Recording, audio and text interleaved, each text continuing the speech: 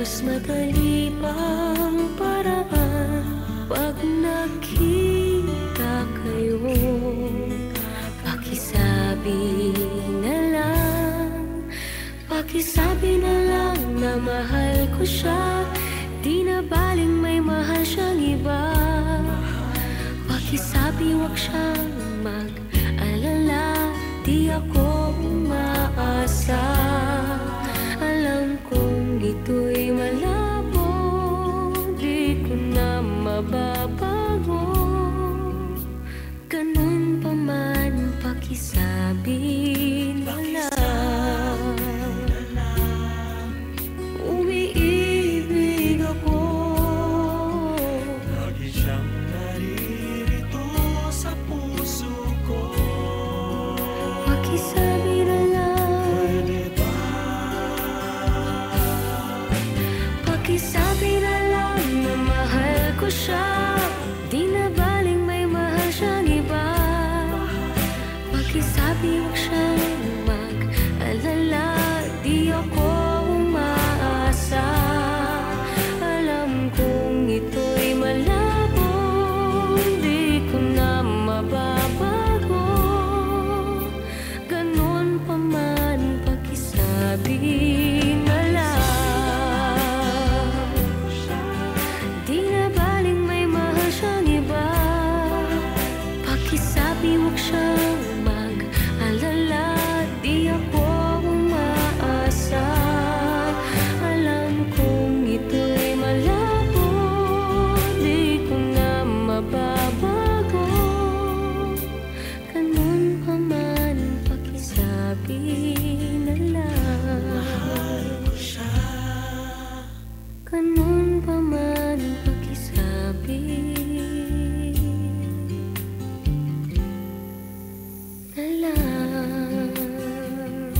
Pakisabi na lang. Pakisabi na lang. Pakisabi na lang. Mahal ko siya. Pakisabi na lang.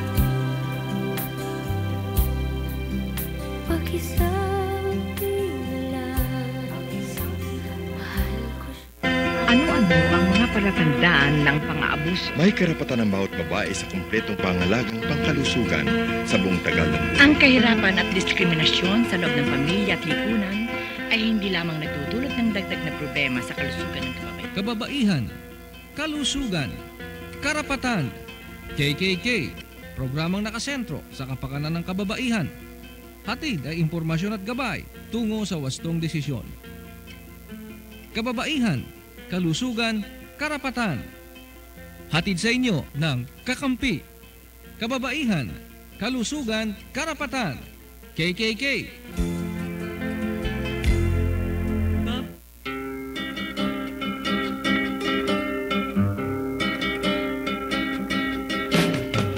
Kayo ba ang mga Maria Clara, mga huli at mga sisa, na di marunong na lumaban, kaapihay? Isang magandang araw sa atin lahat. Ito po ang inyong lingkod, Feni Codemus, para sa ating KKK. At dito lamang niyo yan maririnig, the one and only KKK. Ang kalusugan, karapatan, ang... Yan, ito, sandali lamang po. Ang ginulo na naman ng aking lolo, itong aking mga script. Okay, kababaihan, kalusugan, at karapatan.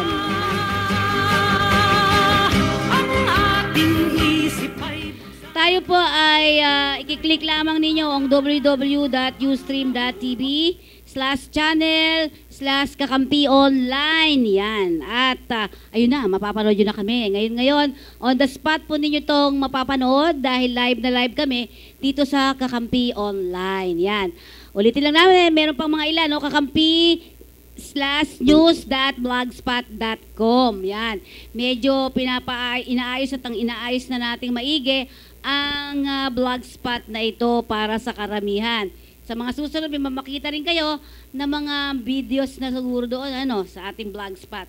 Well, isang magandang araw muli sa ating mga taga-subaybay sa online, sa lahat ng mga OFW sa loob at labas ng bansa. Ibig sabihin, yung mga nandito sa ating bansa ay yung mga kararating lamang o yung mga nandito na talaga sa Pilipinas. At sa amang panig ng mundo, magandang araw sa inyo mga kakampi ko.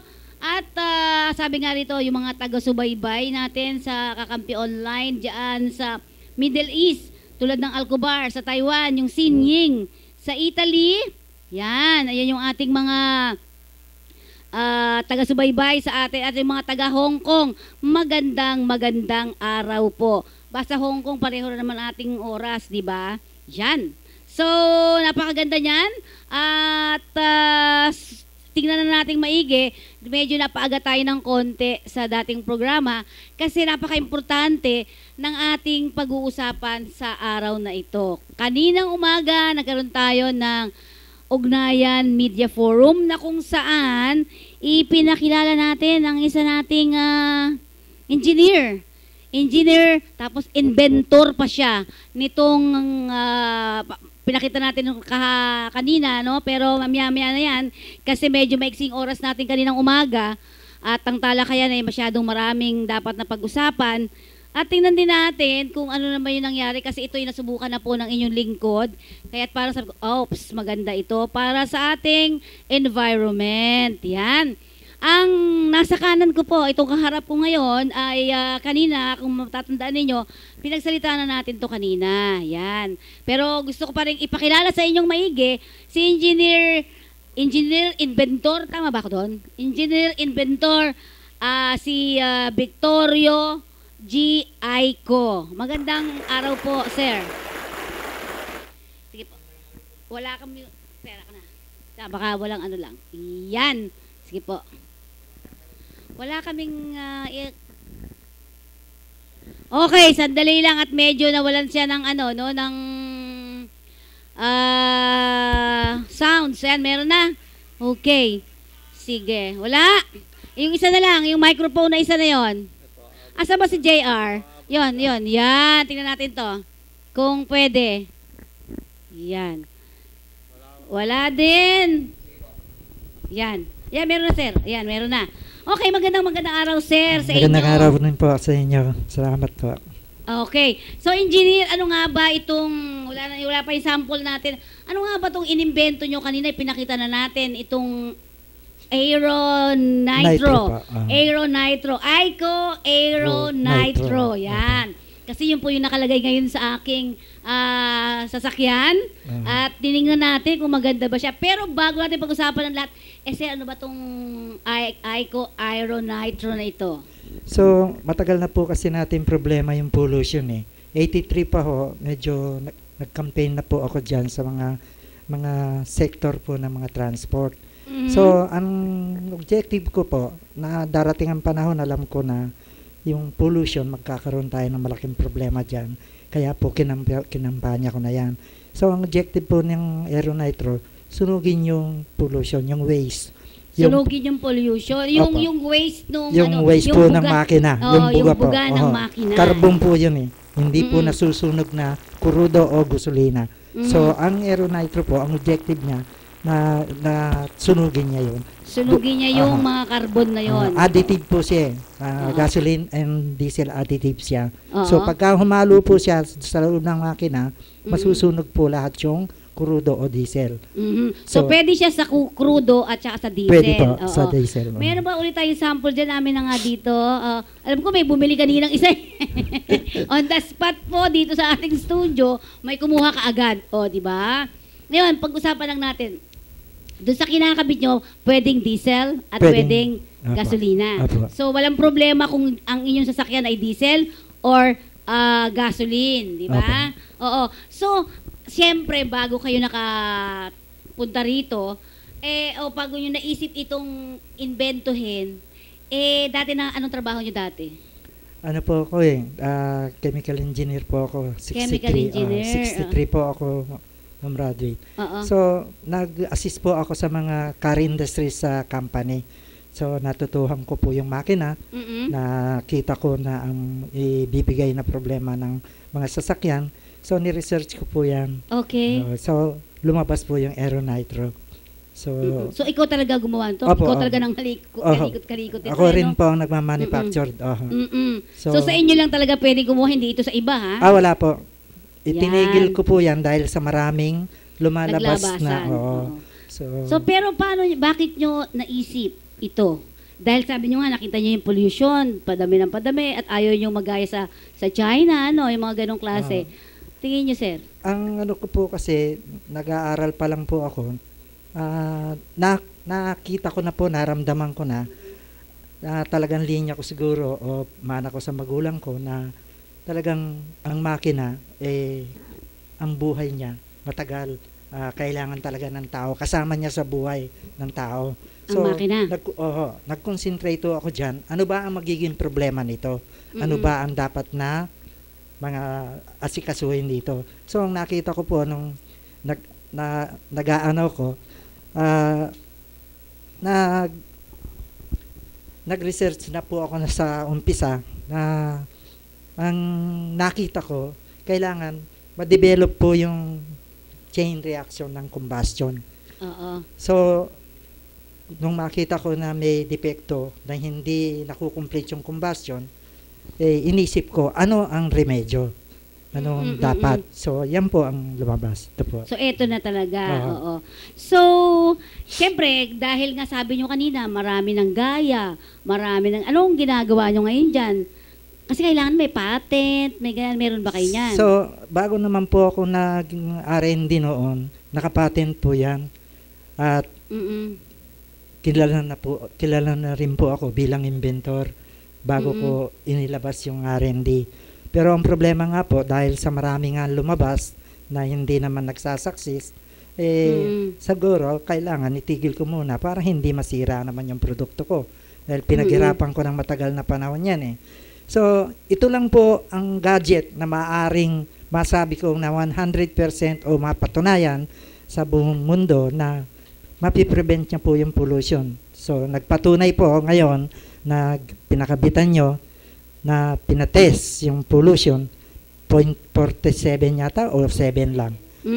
Sige, tatanungin muna natin dito yung isa nating kasama sa kakampi na nagda-drive nung sasakyan na nilagyan nyo. Diba? At siguro, ayun, nakikita natin doon sa kabila, tingnan ninyo, ayan po, ano tawag dito, ano ginagawa nila? Tune up. Bakit kailangan i-tune up pa? Pagka pa kasi na ikabit yung aeronitro, i-decarbonize po niya yung makina. So, pag na-decarbonize po yung makina, magbabago po yung mga adjustment. So, may mga clearance po na dapat na i-usin at meron mga ikangang parts na marumi na, kagaya ng air cleaner, inaayos po lahat yun. So, pag nalagay po sa lahat ng adjustment na kailangan, dahil sa nag-decarbonize na, parang bago na, gaganda na po yung performance ng... Sige, tingnan muna natin habang pinapakita. Gusto ko makakausap naman dito si Mr. Rizalino na kung saan siya yung nagdo-drive, no? Yung sasakyan ay hawak niya. Tingnan natin, ano ang masasabi ninyo doon sa sinasabi nating sasakyan nung ikinabit. Teka muna. Yung dati, kasi medyo may kalumaan naman itong aking sasakyan, ano? Kailan ba yun natin? 2000? Yung sasakyan? Anong? 1995 model. Teka muna, wala atang ano to. Sige. 95 model yung 1995 model, medyo may kalumaan na, ano sir? Hindi naman masyado. Tinatawa na hindi daw po masyado. Pero luma matibay na siya. naman po yung suso. Matibay naman. So, noon, may pollution, ano ang masasabi mo rin sa usok niya? Kasi matanda na nga yun. Una sa lahat, ako si Rizal Nicodemos. Ako ang karaniwang nagdadala or nagdadrive nung service vehicle ng kakampi. Dahil nga sa medyo may kalumaan na yung sasakyan, 1995 model na Isuzu pickup, talagang hindi maiwasan na laging mausok. Karaniwan na nga akong hinahabol at tinuhuli ng mga asbu. Yung mga asbu. Anti-smoke belching unit ng MMDA. Kaya nung nalaman ko na meron palang ganitong invention si Si Engineer Aiko. Engineer Aiko ay na-interest ako na pakabitan yung sasakyan. Kaya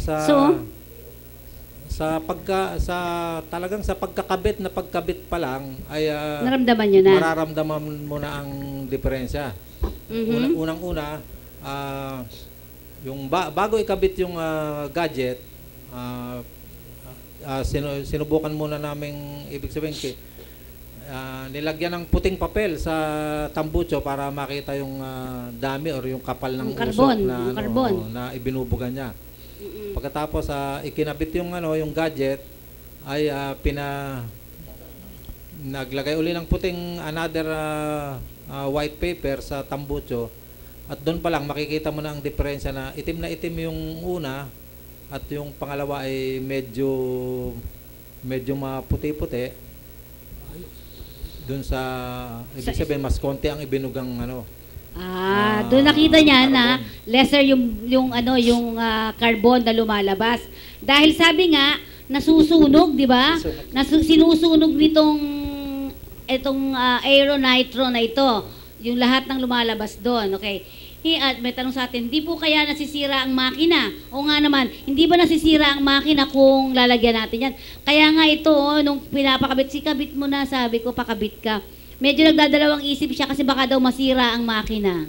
So, ang pagkasira po ng makina, halimbawa, ikinabit, makikita na po sa pagkakabit pa lang, sasama po yung andar eh. So, ang ibig sabihin, maninira. So, kung ang tinatouch po ng gadget yung carbon lang, wala po siyang sisirain eh. Kasi hangin lang po siya at saka chemical na kasama sa hangin eh.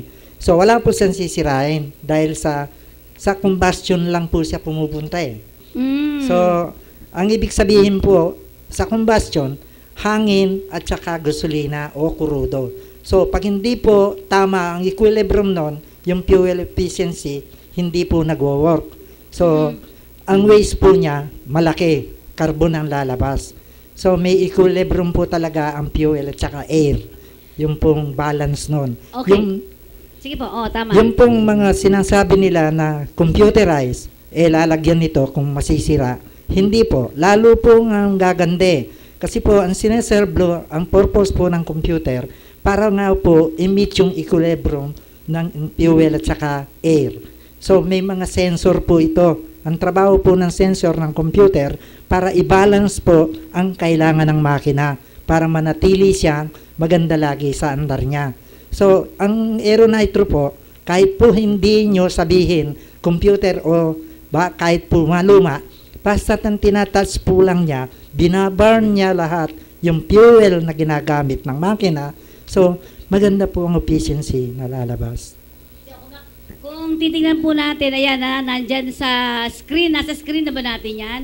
Kung papaano inilagay yung ating nitro. Yung ating nitro na to, itong pinakadulo, itong itim na ito, yun ang inilalagay doon. So kung makikita po natin, napakadali, sinisiksik lang yan, sir, parang sinusuksok lang na ganyan, tapos ayun na yun. Sige, yun, isa yun. At saka may tanong pa rito sa atin, kung hindi yun nasisira, mga ilang taon po ba ang itatagal ng gadget ninyo sa sasakyan? So, ang una pong inilabas ko na produkto na 83, tumagal po siya ng 10 taon bago nagpalit yung mga customer ko. 10 taon? So, noon pong tumagal, ika nga, medyo matagal masyado naman yung life. Ngayon po, mga 7 years na tumatagal. Depende po sa gamit. Pag yung araw-araw po, kamukha ng jeep, 6 years po tumatagal so pwede siya. ang jeep, ilagyan din yung mga pampasahero? Jeep po. Okay. Yung po talaga ang objective ng aeronitro. Yun. Jeep. Pero, gano'ng katagal yung inimbento yan, sir? 35 years po ito eh. Bata pa ho ako. High school pa lang ho ako eh. Nasa ano ko na po yan eh. Oo, matagal. 35 years.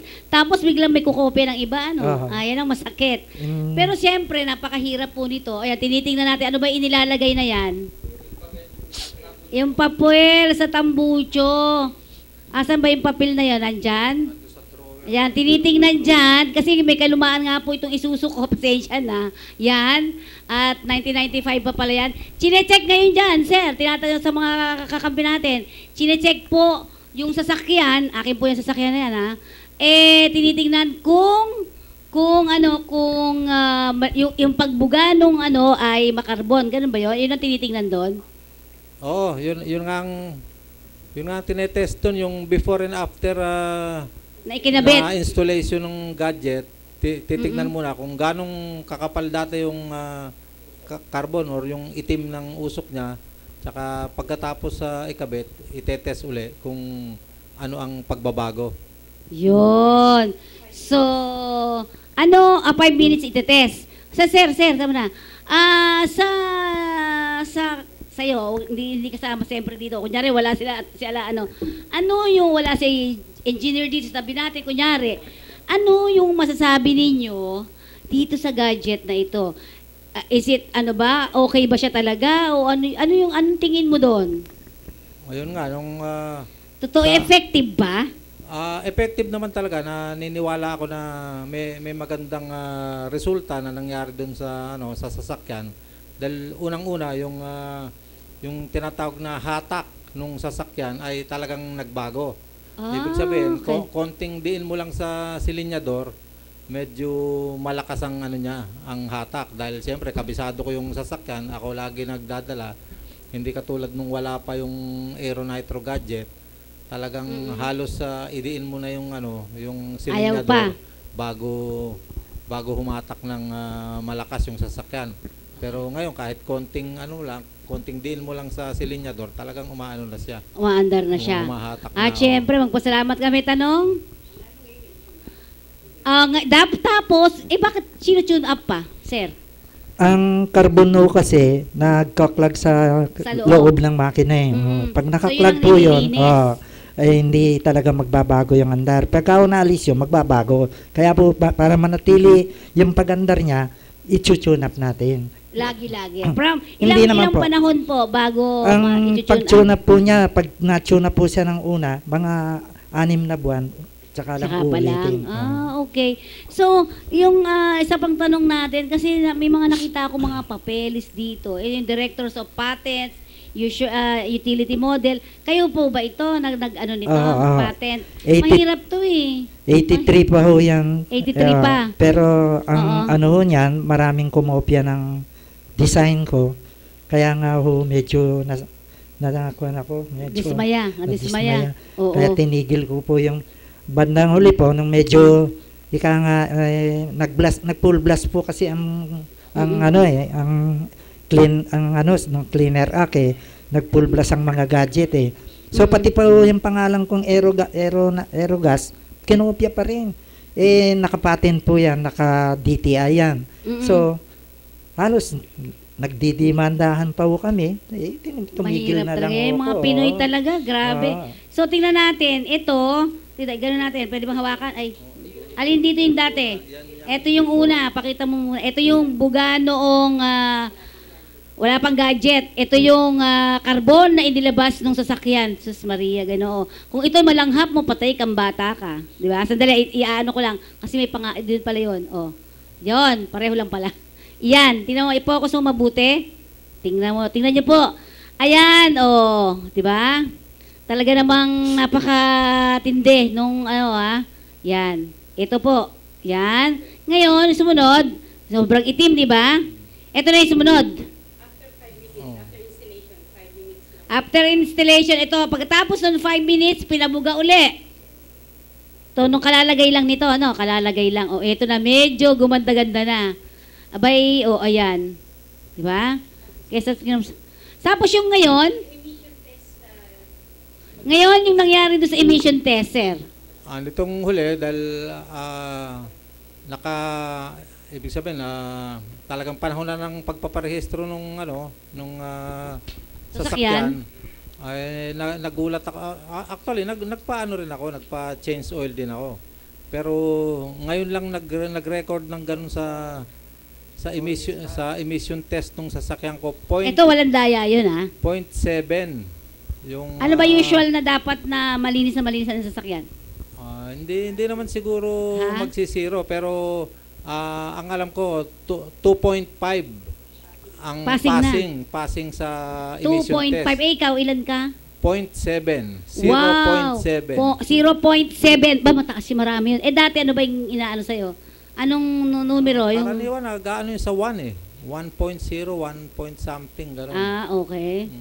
Pag, Yun. pag ganung bagong yung Bagong overhaul pa. Model, bagong change oil Oo. para magparehistro. Okay. Yung isang tanong ko lang, kung titingnan natin, sir, mahirap po itong ginawa nyo for 35 years, hindi mabubuhay pamilya mo dito, no? Opo. Sir, mahirap. Mahirap po. So, sir, saan ka kumuha ng lakas? Una, lakas mo na. Power, spirit.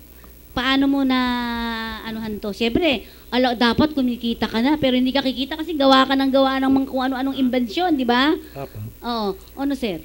So, dinidevelop ko po to nung nag-aaral ako. Medyo nabubo na po sa aking pag-iisip.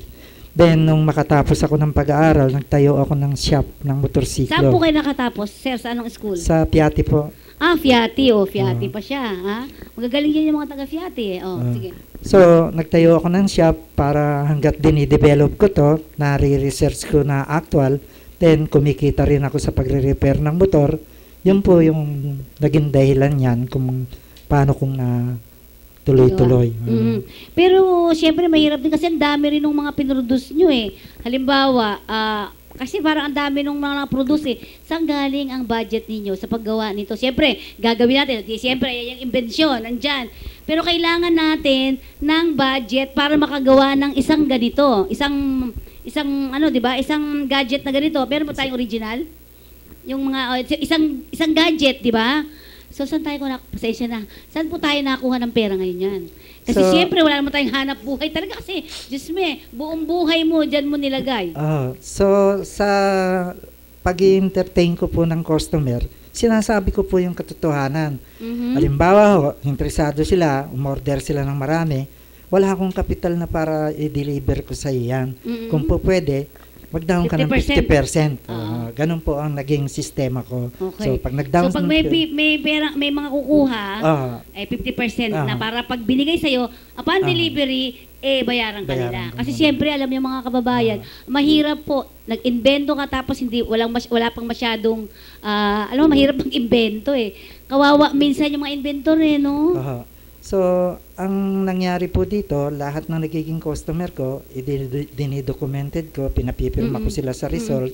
So, hanggang sa nagmultiply yung interest ng publiko, at pati ang AFP, napag-anuan ko, pati yung Kumukuha na ba AFP? Gumamit po sila, mahigit na 2,000. Binayaran nila sa inyo, baka hindi naman. Bayad po lagi. Kaya lang, ang problema ko, medyo nasira ang presyo dahil pa iba-ibang division. So, sabi ko masisira ang ng imahe ng military. Tinigil ko po dahil sa nagpo-promotor yung isang general, pataas ang presyo, tinigil ko. Mabuti naman medyo may ganun kayo, no? Ayun nga sinasabi natin, hindi porke nandyan siya at gusto mong kumita, sige-sige lang. Hindi ka napipili kung anong mangyayari. Yun ang medyo diferensya talaga. So, ang objective ko lang po dito, kung bakit ako nandito ngayon, gusto ko pong ipreba sa publiko, sa sambayan ng Pilipino, na may pagkakataon po tayo na ipreba sa buong mundo na kaya nating solusyonan ang Clean Air Act. Dahil napreba ko na po mismo doon sa Forbes Park, na ibaba ko po ng 92% ang carbon monoxide ng Forbes Park. Because of this gadget. Nandiyan po si Mr. Concepcion na kausap ko mismo. Hindi kayo natulungan ni Mr. Concepcion? Ang po kasi gusto, yung assistian ko lang, yung para sa kanila yung product, tapos ikaw ay gawa lang ng gawa. Yun naman lang hindi maganda sa ating mga Pinoy, di ba? So, ang Toyota po, Ikinaisen, pinag-aralan po namin ng mga staff nila na nandiyan po, nakadocumented din, na ito ba talagang magwo-work? Kung magwo-work talaga, ito yung solusyon ng pollution. Kasi po, ang Japan, hinahanap din nila yung solusyon ng pollution eh. So, nung Kinaisen po ng Toyota Philippines, lumabas ang resulta na naibaba ko ng 92% yung pollution. Nagiba po ang direksyon ng usapan. Kung gusto, bilhin. Kung Bilhin na. Bilhin na. Yun, Kung pagbibili hindi yun po maganda. natin di ano mangyayari sa Pilipino? Di tayo Wala naman na ang naman. wala. Oo. Tayo na naman ang kawawa. Anyway, tayo na lang ang magpo-produce, nito, tawag dito, i-ano natin, i-ano tawag dito, i-bed tayo na lang, i-market natin, siyempre ipapakita natin, ipapaalam pa rin natin sa publiko na ito, alam mo naman yung mga, kasi ba, yung mga driver, sabi, wala silang pera para dyan. Pero madali lang naman solusyonan yan. So, Diba? ang objective ko po ngayon, na ang sabi ko nga kay Mayet dahil siya ang inauthorize ko sa marketing, na i-push natin sa transport. Ang sabi po ni Mayet, ang sabi ko, bakit kako, ano ba ang problema ng transport? Bakit may mga iba-ibang grupo? Kanya-kanya sila. Nung pala, nalaman ko kay Mayet na ang talagang standard na dapat cooperative. So, ang sabi niya, ang anuhin natin yung cooperative, sabi niya. So, nung malaman ko yan, nag-intereso ako na pumunta dito sa inyo. Ngayon ko lang nalaman na ang transport pala, may kanya-kanyang group. Ayun, kaya nga, alam mo yun yung isang sakit ng ating mga, ng Pilipino, di ba, sa mga ganong klase. Kaya, alam niyo napakarami pong inventor, mga kakampi ko at kababayan, na nasa ibang bansa, di ba? Sir, tama ba ako? So, kung Nasa ibang bansa, doon na sila, hindi na, bahala kung na lang yung nabalitaan niyo po, magkukwento ko na maiksi, ang Filipino inventor po, nagkakanya-kanya kami. Hindi ko kami, wala ko kami sporta. Kaibigan ko po si Dingley, yung inventor ng tubig. Pareho kami, meron din ako nun. So, nagpunta ko siya ng Germany, sinasama niya ako. Inabot ko siya ng doon siya namatay. Hindi ho natapos niya, pero binigyan siya ng honorable ng Volvo. Honorarium lang po, sa pamilya na lang. Kawawa naman. So, yung kanyang produkto, nasa kanila pa. Malamang po, ganun ang nangyari. Yun ang isang nakakahiya sa Pilipinas. Ang dami niyan. Pero, ito, sasabihin natin ito, meron din sa isa. Ang gadget na, pwede po bang linis? Kunyari, kayo kasi naglilinis, di ba kanina, parang linis na rin yan, diba? Kayo yun, kayo gumawa. Pwede bang, kunyari ako ang bumili ko isa sa inyo, kunyari, hindi yun sa Ngayon, kung ako ang maglilinis, pwede ba? O kailangan tatawag pa ako sa inyo? Pwede kami? Ang maintenance po niya, para umabot po siya doon sa life na sinasabi namin, meron po siyang maintenance, meron po siyang butas sa pag hinanginan niyo po dito, lalabas po yung hangin, dito. yung dumi. Kasama na po yung sediment. Okay, lalabas lang ang alikabok dito. Ang maintenance po niya, parang air cleaner lang. Inahanginan po siya dito, o kung hindi doon, dito. Para ho yung alikabok na pumasok, na sinak ng makina, na kinukonvert nitong chemical, mawala, maalis. So sir, ito, marami kasi, asan na ba yung nakita ko na? Sabi rito, cheap fuel from limestone. Ano naman yung mga yan? Talaga, kanino to? Sa inyo? Kayo? 1983. Pinoy scientist discovers fuel of the future. Ano ibig sabihin yan, sir? Yan po yung alternative fuel natin ngayon. Hindi po sana dapat na mayano pa ito dahil sa ito po parang top secret ngayon. Pero karamihan po ng gobyerno natin, si Secretary Pai at saka si Montejo, nandun na po sa planta ko kasi meron na po akong prototype nito Ito po yung panibago to aside from this. Iba po. Kaya po binitawan ko ito Ayo, ano ba yan? Swerte. Bakit nilabas naman ni Mayet? Magagalit yung mga partner ko niyan Hindi na natin masyadong ang pag-uusapan. Sige. Pero maganda rin to. Hindi lang po maganda. Kasi po darating ang, alimbawa, year 2030 o 2040. So, ang petroleum po, lang yung package lang po yan So, exhausted na po yan, unti-unti. Kaya pamahal ng pamahal. Pag napamahal po yung fuel, wala na po tayong magamit, maipektuhan po yung ekonomiya ng buong mundo. So, naghahanap po ang buong mundo ng alternative fuel. Ito po yung limestone, tubig, pwedeng gasolina, yung diesel. Sama doon. Hindi po, lahat po ng produkto na nanggagaling sa petroleum, malalabas po natin sa limestone. Meron na top po. secret. Top secret. Dapat na po. atin lang yan. Ah. Yan.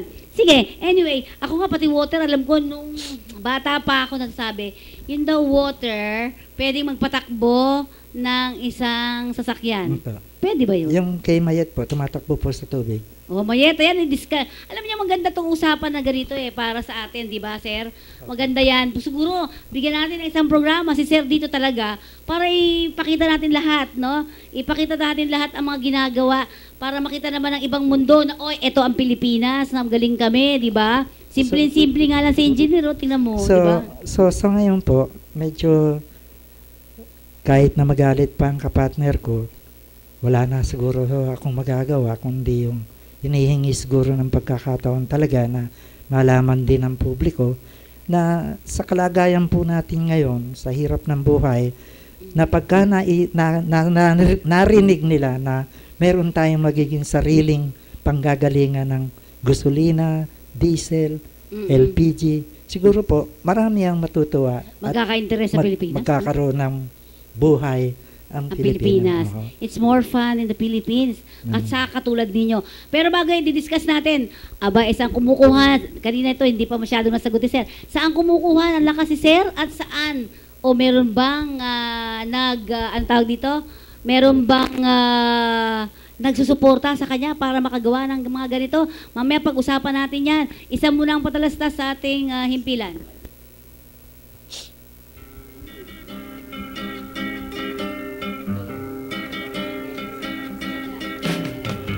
Kayo ba ang mga Maria Clara, Asan yung mga ano, pule yung at sa... mga sisa, na di marunong na lumaban, kaapihay bakit iniluluha, mga babae, kayo ba'y sadyang mahina?